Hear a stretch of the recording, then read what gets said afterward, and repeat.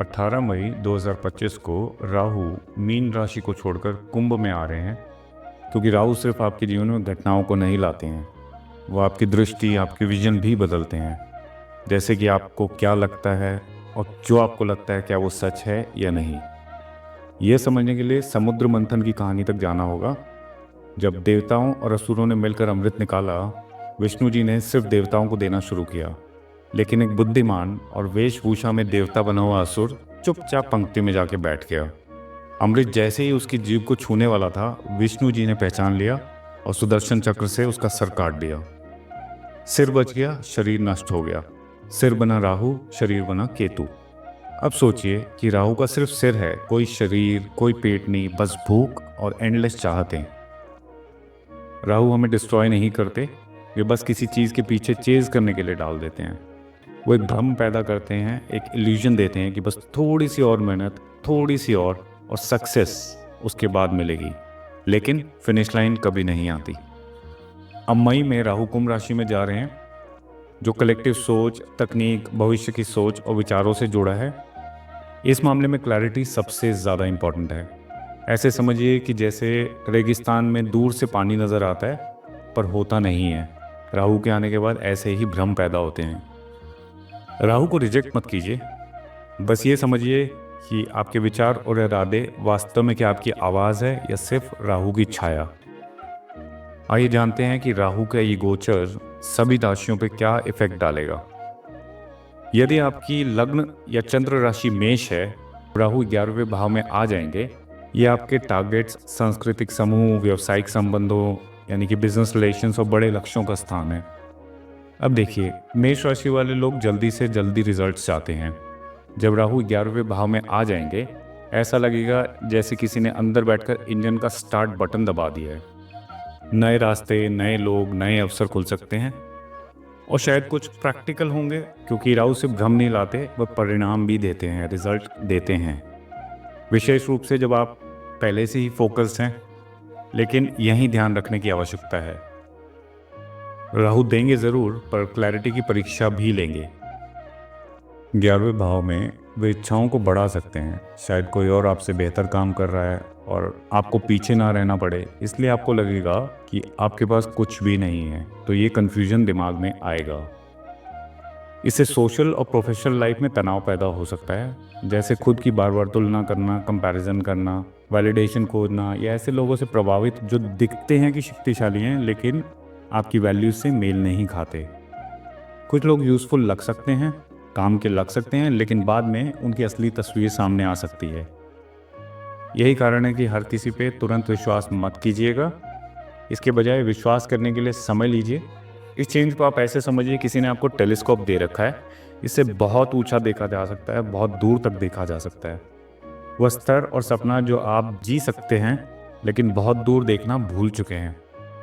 Overall Rahu आपको बड़े बड़े सपने दिखाएंगे, प्रैक्टिकल होके चलिएगा। मेष राशि वालों के लिए सीधा संदेश यही है कि साहसी रहो, लेकिन विचलित या डिस्ट्रैक्ट मत होना। प्रेरित रहो, लेकिन जल्दी में आकर डिसीजन मत लेना। अब बात करते हैं वृषभ राशि की। राहु मई 2025 में आपके 10वें भाव में आ रहे हैं। यह स्थान है जहां आपकी नौकरी, रेपुटेशन और जिम्मेदारियां देखी जाती है। अब वृषभ राशि वालों को क्लैरिटी पसंद है। आपका कंफर्ट जोन थोड़ा स्लो है, लेकिन कंटिन्यूस प्रोग्रेस है। प्लान्स आपके क्लियर हैं और मजबूत डेली लाइफ है। जैसे कि आप सब जानते हैं कि राहु क्लैरिटी नहीं देते, वो कन्फ्यूजन पैदा करते हैं, बल्कि अपॉर्चुनिटीज़ को फास्ट, चमकदार और कभी कभी विचित्र बनाते हैं। आपको अपने काम में अचानक बदलाव, नए मौके या अधिक प्रसिद्धि देखने को मिल सकती है, जो सुनने में अट्रैक्टिव भी लग सकता है। लेकिन याद रखना कि राहु की दुनिया में चीज़ें ऐसी होती नहीं जैसी दिखती हैं। 10वां भाव बताता है कि आप लोगों की नज़र में कैसे जाने जाते हैं, और जब राहु आता है तो आपके अंदर एक शक्तिशाली इच्छा पैदा होती है। बस दिखना है, चमकना है, भले ही आप पूरी तरह से तैयार ना हो। इसका ध्यान रखिएगा। इस टाइम में आपके जीवन में इंपॉर्टेंट लोग आ सकते हैं, कोई महान गुरु, अधिकारी या कोई बॉस।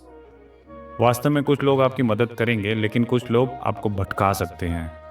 इसलिए सोच समझ कर चुनिए किसकी बात मान रहे हैं और क्यों मान रहे हैं, इसका ध्यान रखिए।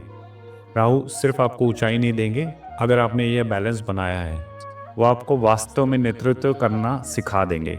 आप तैयार हो जाएंगे लीडरशिप के लिए। तो सोच समझ के भरोसा कीजिएगा किसी पे भी। आगे बढ़ते हैं, अब बात करते हैं मिथुन राशि की। मई 2025 में राहु मिथुन राशि के 9वें भाव यानी 9th हाउस में आ जाएंगे, जो आपकी ऊंची शिक्षा, जीवन के गहरे प्रश्नों के बारे में बताएंगे। मिथुन राशि वैसे भी दिलचस्प और मानसिक रूप से एक्टिव है, और अब राहु आकर इस इंटरेस्ट को अजीब अट्रैक्शन में बदल सकते हैं। आप किसी नए टीचर, फिलॉसफी या स्पिरिचुअल सिस्टम से बहुत अट्रैक्ट हो सकते हैं। आपको लगेगा कि यही मेरी सच्चाई है, अब मुझे यही करना है, ऐसी फीलिंग आएगी आपको। अब बात यह है कि राहु अक्सर बुद्धि की जगह एक्साइटमेंट देते हैं। हालांकि कभी कभी ये विकास भी लाते हैं, तरक्की भी दिलवाते हैं। नया है तो बेहतर है ऐसा लग सकता है, लेकिन हर चमकने वाली चीज़ सोना नहीं होती। 9वां भाव आपकी सच्ची तालमेल से जुड़ा है, जो पहले से आपके अंदर है।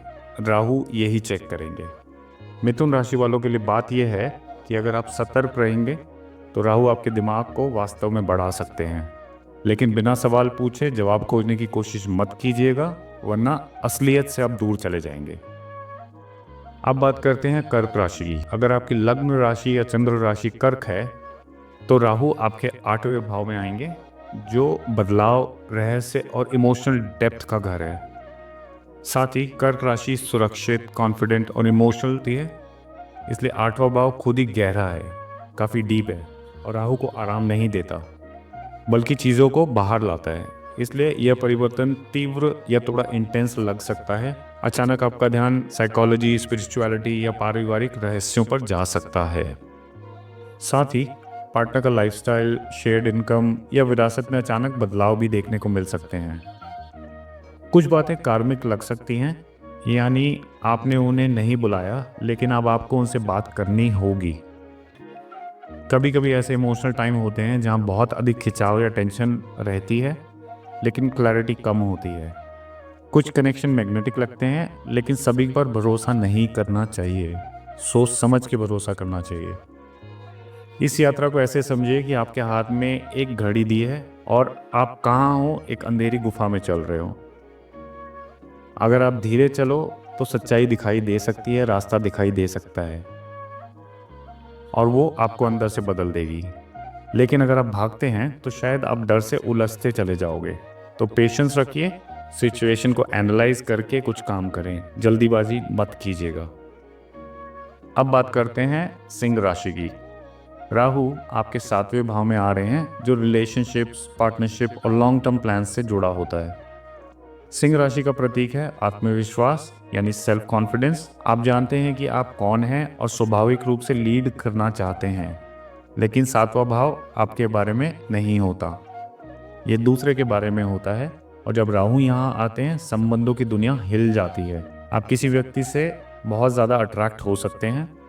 कुछ अट्रैक्टिव, रोमांटिक या प्रोफेशनल सहयोग सिंह राशि वालों को मिलेगा।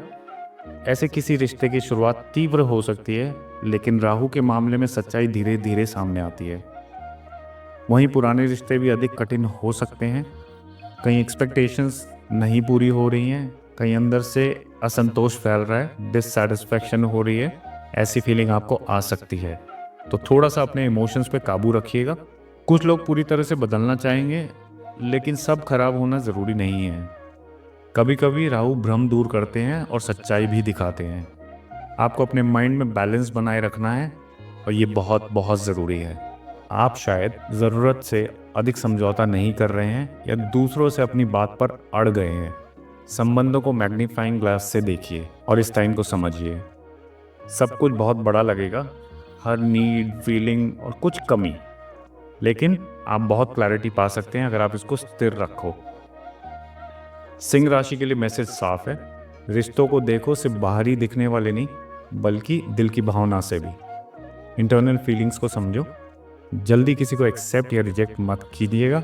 टाइम के साथ सब कुछ सामने आ जाएगा, क्या सच है क्या झूठ। रिलेशनशिप में कोई बड़ा डिसीजन लेने से पहले थोड़ा एनालाइज ज़रूर कीजिएगा। अब बात करते हैं कन्या राशि की। राहु का गोचर आपके 6ठे भाव में होगा, जो कि हेल्थ, डेली लाइफ, रिस्पॉन्सिबिलिटीज़ और चैलेंजेस से जुड़ा होता है। कन्या राशि वाले वैसे तो ऑर्गेनाइज्ड, डिटेल ओरिएंटेड और एफिशिएंट होते हैं, लेकिन राहु इसी सिस्टम में इंटरफेयर करने आ रहे हैं। आपका डेली रूटीन थोड़ा सा हिल सकता है या कोई नया हेल्थ इश्यू आपके सामने आ सकता है। अचानक कोई एक्स्ट्रा जिम्मेदारी जो आपको और मेहनत करने पे मजबूर करे। कभी कभी ये ऑफिस से भी जुड़ा हो सकता है। कोई कोवर्कर आपको मेंटली ड्रेन कर रहा है। ऐसा लगेगा कि आप ऐसी प्रॉब्लम को सुलझा रहे हो जो आपने बनाई भी नहीं है, फिर भी आपको ही ठीक करनी है। इस ट्रांजिट में आप किसी चीज़ को लेकर ज़्यादा स्ट्रिक्ट या ऑब्सेसिव हो सकते हैं, जैसे हेल्थ सिस्टम, वर्क मेथड या किसी सर्विस की अप्रोच। परफेक्शन की चाह में आप अपने आप को थका सकते हैं, लेकिन राहु छठे भाव में अक्सर नेगेटिव माना जाता है। इसके बावजूद ये प्लेसमेंट बहुत प्रैक्टिकल पावर दे सकता है। यहाँ राहु आपको उन बातों से सामना करने पे मजबूर करते हैं जिनसे आप दूर रहते हैं। आपको धीरे धीरे एक स्ट्रॉन्गर, शार्पर विजन में बदलते हैं। ट्रांजिट को ऐसे सोचो जैसे एक टूल किट आपको दी गई है। अब आप हर किसी चीज़ को फिक्स करना चाहोगे उस टूल किट के साथ। अगर आपने पॉज नहीं लिया तो हो सकता है आप उन चीज़ों को ठीक ना करें, तोड़ ही दें। तो थोड़ा सा शांति बनाए रखें, संयम से काम लें। कन्या राशि वालों के लिए सीधा सा मैसेज ये है, अगर अवेयरनेस के साथ चलोगे तो राहु आपकी स्किल्स, पेशेंस और प्रॉब्लम सॉल्विंग पावर को नेक्स्ट लेवल तक ले जा सकते हैं। लेकिन अगर कंट्रोल में उलझ गए तो सिर्फ प्रॉब्लम्स ही सुलझाते रह जाओगे।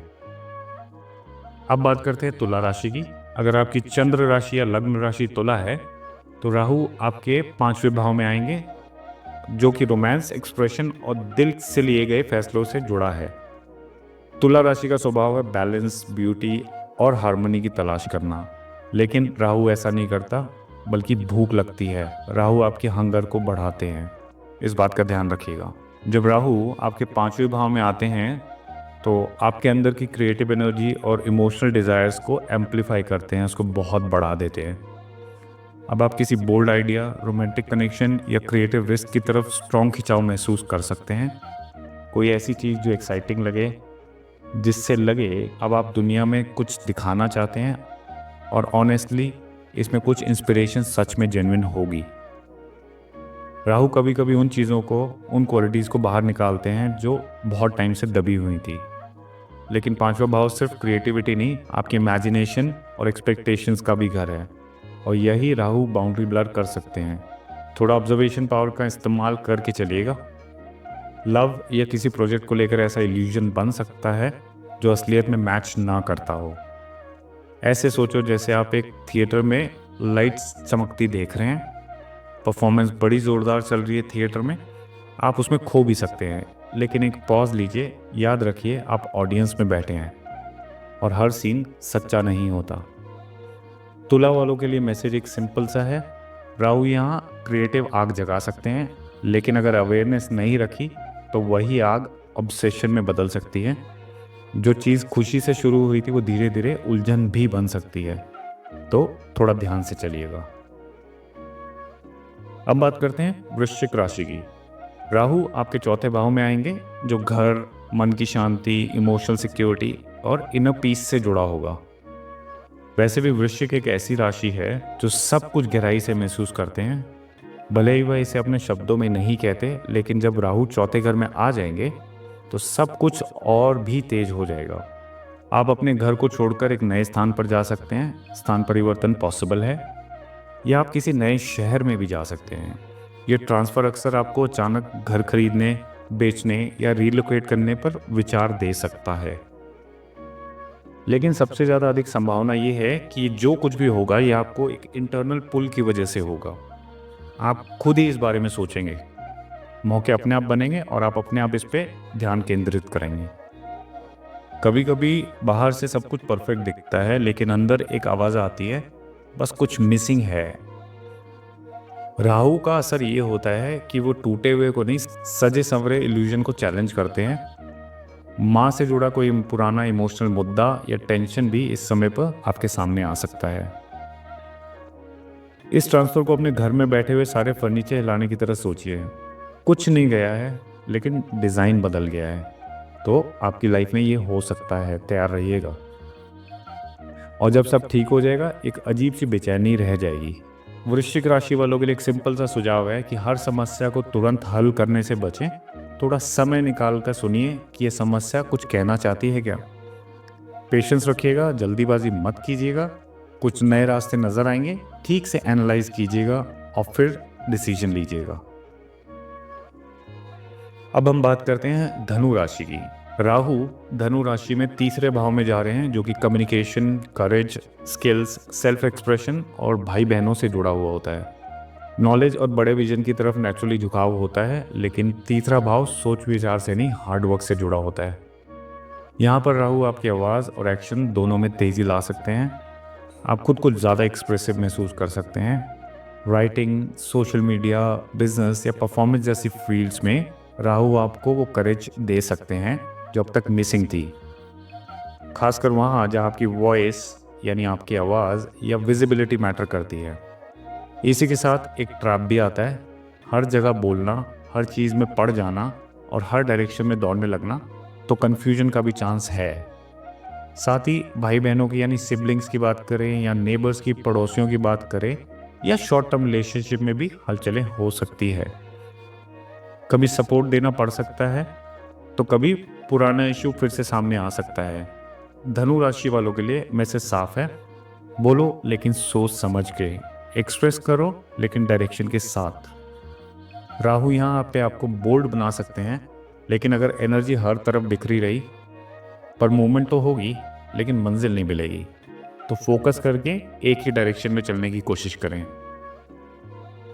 अब बात करते हैं मकर राशि की। ये बहुत ज़्यादा इंपॉर्टेंट है, ध्यान से सुनिएगा। राहु अब आपके दूसरे घर में आने वाले हैं। ये हाउस जुड़ा होता है पैसों से, कम्युनिकेशन, फैमिली और आपकी वैल्यूज से। यह मकर राशि खुद मेहनत, डिसिप्लिन और प्लानिंग को बहुत मानती है, और दूसरा भाव भी इसी से जुड़ा है। आप क्या कमाते हो, क्या बचाते हो और किस पर भरोसा करते हो। जब राहु यहाँ पे आते हैं तो वो पूछते हैं आपके लिए असली वैल्यू किस चीज़ की है। शायद आप खुद को अचानक पैसे को लेकर ज़्यादा एम्बिशियस पाते हो, इनकम बढ़ाने की सोच, इन्वेस्टमेंट्स या कोई मौका जो जल्दी रिजल्ट दे। और हाँ, राहु सच में नए पैसे के रास्ते खोल सकते हैं, मकर राशि के लिए खासकर। वैसे भी मकर राशि की 7.5 अभी कुछ टाइम पहले ही खत्म हुई है। 7.5 साल की जगह 8 साल से ऊपर चली है 7.5। बहुत कुछ झेला है इन्होंने, बट ये राहु का परिवर्तन जो है ये काफ़ी पॉजिटिव होने वाला है। राहु यहाँ आपकी स्पीच और एक्सप्रेशन को भी अफेक्ट करते हैं। आप ज़्यादा बोल सकते हो या अचानक कुछ ऐसा कह सकते हो जो आपके अंदर छुपा हुआ था काफ़ी टाइम से। आप काफ़ी बोल्ड, स्ट्रेट फॉरवर्ड और एक्सप्रेसिव बन जाएंगे।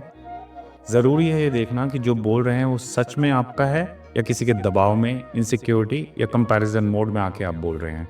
इसका ध्यान रखिएगा। इस ट्रांजिट को ऐसा समझिए कि एक कॉइन को आप पॉलिश तो कर रहे हैं, एक तरफ वेल्थ है, दूसरी तरफ उस सिक्के की वैल्यू है। अगर आपने सिर्फ चमक देखी तो असली वैल्यू खो सकती है। मकर राशि वालों के लिए मैसेज बिल्कुल साफ है, सिर्फ पैसे मत बनाओ, अपने अंदर की स्टेबिलिटी को भी बनाओ। राहु यहाँ आपको ग्रो करवाने के लिए आ रहे हैं। आपको क्लैरिटी और इनर वैल्यूज़ पे टिके रहना ज़रूरी है। ओवरऑल ये परिवर्तन मकर राशि वालों के लिए एक ब्लेसिंग की तरह होगा। जैसा मैंने कहा, 7-8 साल आप बहुत सफ़र कर चुके हैं, बहुत कुछ आपने झेला है जीवन में, पर जितना खोया है उससे काफ़ी ज़्यादा अब आपको मिलेगा। राहु का ये ट्रांजिट सबसे ज़्यादा लकी मकर वालों के लिए ही होने वाला है सारी राशियों में से। काम पे फोकस कीजिए, अपनी क्लैरिटी को लाइए और अच्छे टाइम का थोड़ा सा और इंतज़ार कीजिए, शुरू होने वाला है। अब बात करते हैं कुंभ राशि की। राहु आपके पहले घर यानी आपकी सेल्फ आइडेंटिटी और पर्सनालिटी के घर में आ रहे हैं। कुंभ वैसे भी अलग सोचने वाली राशि है, जो भीड़ से अलग है, लेकिन अब ये अर्ज और बढ़ सकती है। जैसे कि मुझे कुछ बदलना है अपने लुक्स में, बोलने के अंदाज में, या दूसरे की नज़रों में खुद को कैसा दिखते हैं, उसको बदलाव लाने की आप कोशिश करेंगे। और हाँ, लोग नोटिस भी करेंगे, अचानक अटेंशन मिलेगी, नए सर्कल्स में आना जाना होगा, या ऐसी पहचान मिलने की पॉसिबिलिटी है जो आपने मांगी भी नहीं थी, सोची भी नहीं थी। लेकिन राहु यहाँ पे एक टेस्ट भी लेके आते हैं। आप खुद के नए वर्जन्स को ट्राई कर सकते हैं, लुक बदलेगा, हैबिट्स बदलेंगी, पर अगर ये क्लैरिटी से नहीं, कंपैरिजन या डिससैटिस्फैक्शन से आ रहा है, तो आप खुद से और दूर जा सकते हैं। इसका ध्यान रखिएगा।